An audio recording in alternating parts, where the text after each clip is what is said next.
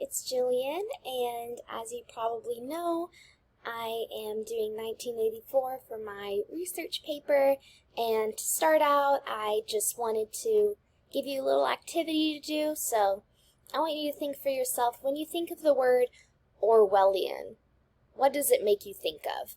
And you will find out what Orwellian sort of means later on down the road, and then I want you to think about a certain scenario in your mind that you're thinking of when you hear that word.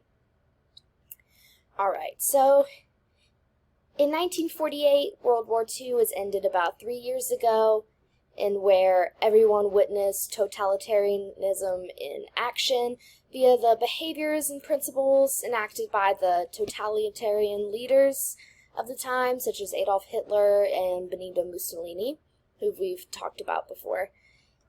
And George Orwell, who is the author of 1984, was obviously against this kind of totalitarian regime and wanted to warn people in the West what would happen if this kind of government continued to spread across the world. So, according to Mo Myers, Orwell foresaw a world in which Big Brother had a mustache, the government tried to keep people from enjoying sex, mysterious bombs went off in big cities, parents were sent to jail on the testimony of their children, politicians changed their records and no one noticed, newspapers altered established facts, a decrease one day in the amount of chocolate in a candy bar was announced and an increase the next day.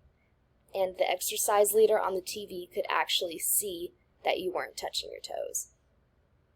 So basically, that is sort of the gist of where all this is coming from and all this sort of technology and technique that he gets is coming into play right here. So a little bit about the author. George Orwell is very known for his novels. You've probably at least read one of them before. And they're mostly rooted in deep political issues of the time. And so in addition to 1984, he also wrote Coming Up for Air, Animal Farm, and Burmese Days. He was very outspoken about his political views and did not hesitate to write about what was on his mind and work it into his dark fantasy world. And this was a common trope of his, so much so that the adjective Orwellian has international currency synonymous, as Bernard Crick has put it, with the ghastly political future. So that sort of ties into the activity of I want you to paint a picture in your head of what you see when you hear the word Orwellian. And the fact is that his last name has made it into common language, and I would say that is enough to say for success for George Orwell.